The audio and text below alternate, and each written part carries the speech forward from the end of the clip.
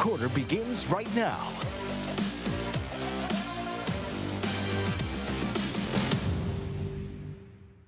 Well, how the turntables, my friend. Karthik Venkatraman, I'm Jake Garriani. As we record today, the San Diego Padres lead the National League West. Who'da thunk it, Karthik? Not me. Come on, you didn't have the faith? I've been trying to tell you guys on this show for months at a time that this team was going to be just fine. Now, I don't know if everyone thought that they were going to be leading the NL West this deep into August, but here they are, a game up on the Dodgers with a massive series coming. There are those standings.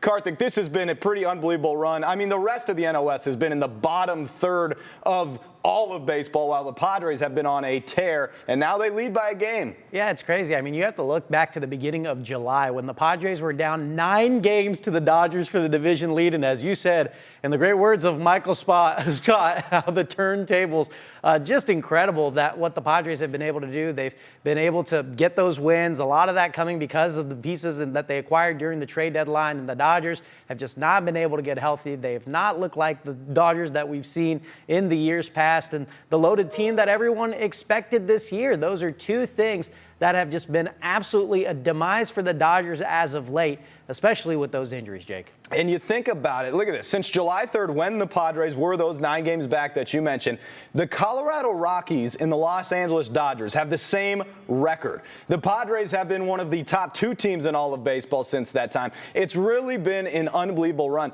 And I've said it over and over. We've talked about it, Karthik, on this show. The fact that the Padres before the deadline had a good enough lineup and a good enough roster to hang around, to stay relevant. You knew A.J. Preller was going to make big-time moves if the Padres were anywhere near striking distance. He has made those moves. They've clearly paid off. And now the Padres are in a very, very realistic position to actually win the National League West. We'll get into how long it's been since they've done that in just a moment. But the play they have done on the diamond has been really unbelievable. They're firing on all cylinders. Shout out to A.J. Preller. Shout out to Mike Schilt, who, by the way, continues to just get better every year as a manager in the second half of the season. Every year this guy's been a manager, his teams go off in the second half. Yeah, and I want to talk about a couple guys. I wrote some notes on my phone before we came down, Jake, so just humor me right here. All right, let's talk about Jake Cronenworth. He was on the team before the trade deadline, right?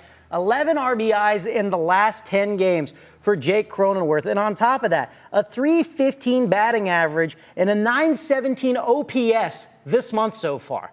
Jake Cronenworth been getting it done. Freddie Fermin, since joining the Padres, he's got .878 OPS. He's been batting .355, Jake. Ramon Laureano, .333 with a 1,000 OPS since joining the Padres.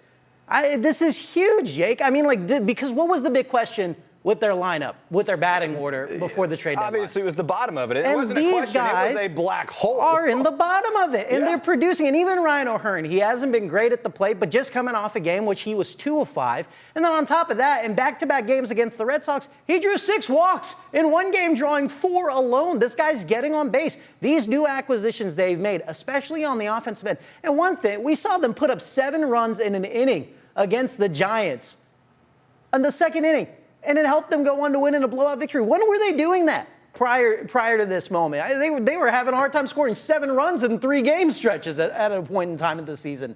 This is huge. It's been a complete turnaround. Yeah, we've said it so many times, but it's worth repeating. It's just the amount of length the lineup gets when you brought the guys over that A.J. Preller did. Again, it was like, hang on, stay relevant, get to that deadline, let that mad scientist do his thing, and then reap the benefits. And I'm so tired. All the people that complained at the trade deadline should almost not be able to enjoy this moment, because there were so many people out there. Oh, Leo Dallas DeVries. Oh, all the top prospects. We're never going to be good. If A.J. Preller would have just hung on to all these prospects, we would have won 15 World Series. 1, that's not true at all. 2, he has put this team in a very, very good position to compete deep into October. That is what every fan in the world should ask for. It was a masterclass, as I said, the day of the deadline. It's been a masterclass. Let's see what they can do for these final 40-plus games, 41, I think, off the top of my head. It's going to be a thrilling finish, but it's kind of like we've been saying this. Now, I don't like to pick on people, Karthik, when they're not around, but we keep receipts on this show. We always have. John Howard, you got to kind of own up to it. Take a listen to last week when we were discussing where we thought the Padres were going. I just think you see the vision that was A.J. Preller's trade deadline really coming to life. I think this team is in a great spot. I think they got a great opportunity to catch those Los Angeles Dodgers. In fact, let's take a look at these NL West standings because the Padres are right there. As we record, the Dodgers lost earlier in the day. The Padres are playing Game 3 of that series against the Diamondbacks, so they're only 2.5 back. Could be 2 by the end of the day. But the point being, when you look at these standings, is it is very much obtainable, especially the way the Dodgers are playing baseball, guys. Yeah, well, it was very attainable a week ago, and they've done nothing. The Padres are currently trailing in the game as we record this, which means they're headed to 3.0 games back. Same thing they were a week ago tonight. When are they going to make a move? Let's go. I want to see some movement in the standings. John, it's still early in the game, man. Let's hope this doesn't look bad on you next week, John. Unfortunately for John, it looked a little bad. I mean, hey, you know, they ended up winning that game that he was talking about. But on top of that, at least he got his wish, right? He wanted to see the Padres make movement. And all of a sudden, they've gone to, in his mind, it was like the second inning of that game when we were recording. They were 3 games back in John's mind, and now they're 1 game up, which is beautiful for John Howard. I'm not letting him have this. No.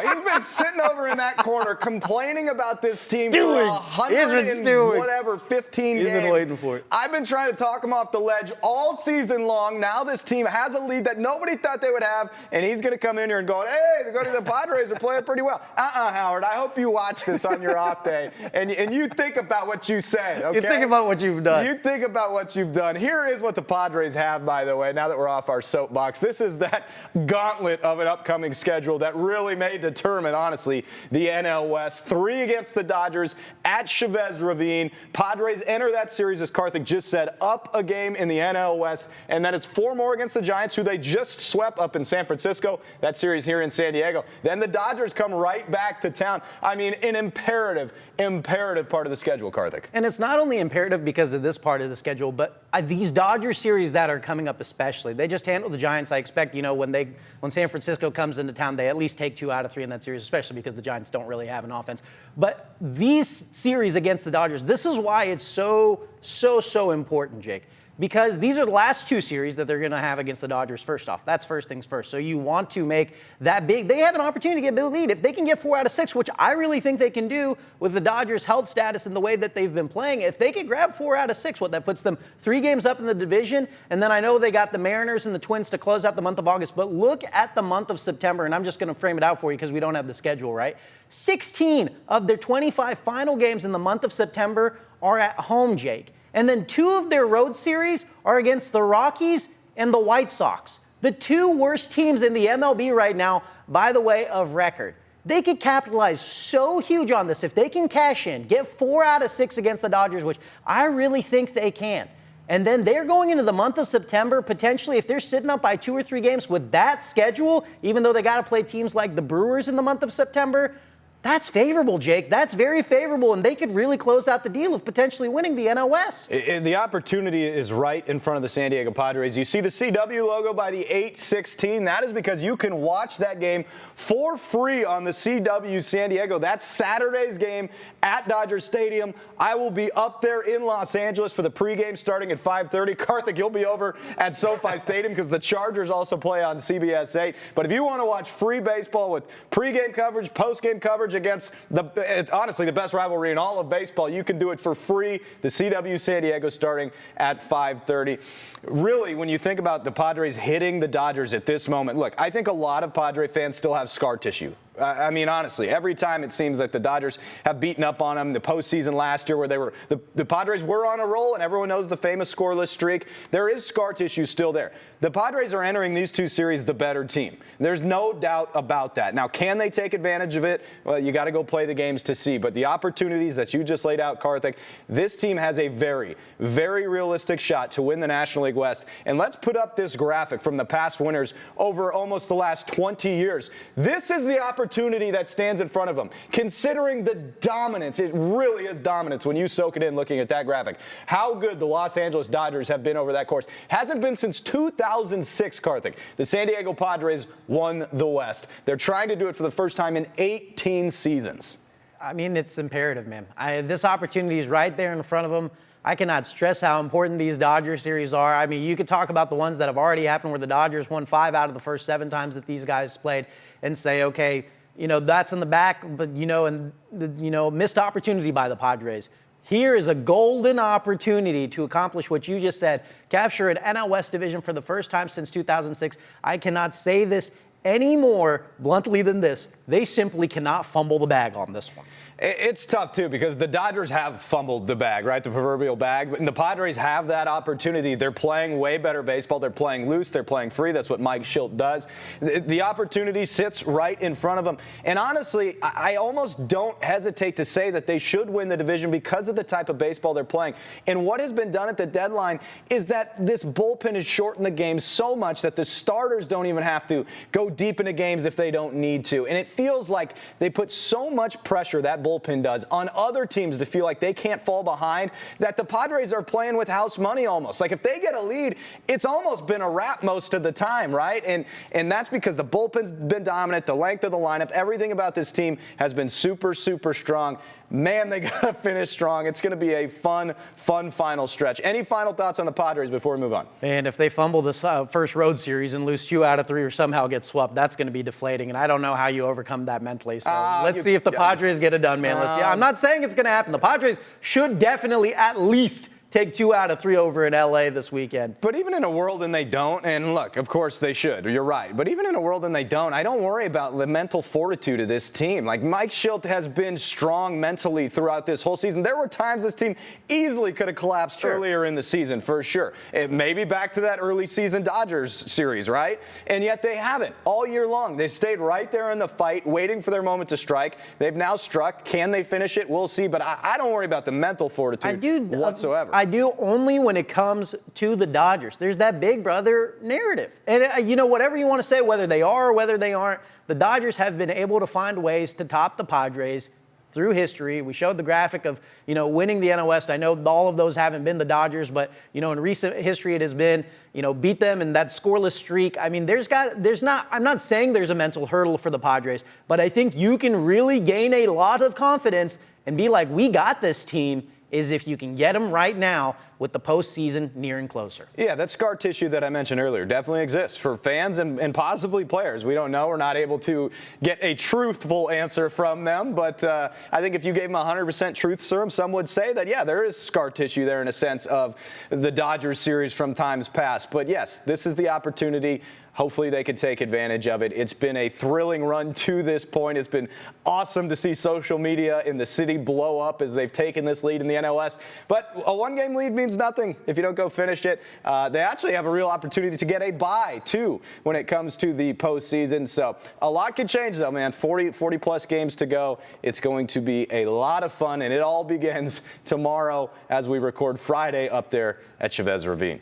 Let's move on to San Diego State football real quick. We'll wrap up this show with some fun stuff. The Aztecs have named a starting quarterback. You were just out there on Montezuma Mesa. Karthik, you got to know about the man that's going to lead the Aztecs. Give me your thoughts. Yeah, Jaden Denagel, he's going to start. He's a transfer from the University of Michigan. He served as a backup through his first 3 seasons of college football, was a backup on that national championship winning team for Michigan that won it all in 2023. There was rumblings that maybe he should have, played some starting quarterback in his time there, but ultimately didn't really get a lot of playing time. 4 or 5 completions, 50 yards, and a touchdown in his career at Michigan. Now he comes into San Diego State, won the job over Burt Emanuel. Sean Lewis speaks very highly of this kid. We'll see how good he's able to do. He's got the attributes, man. He is a physical, imposing beast. Something, far stark contrast from, this is not a slight on Danny O'Neal, but a much larger guy than Danny O'Neal, and he's supposed to have a pretty big arm.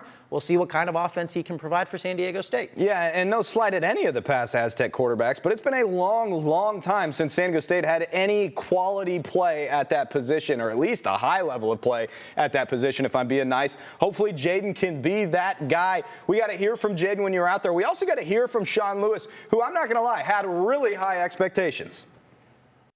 It's amazing, exactly what I came here for. Came here to win some football games and play and be able to showcase my talent. So it's what I've been waiting for while I haven't been here. Now I'm here, so I'm ready to do it. He's the only player on our team that has felt the full season of winning the FBS National Championship.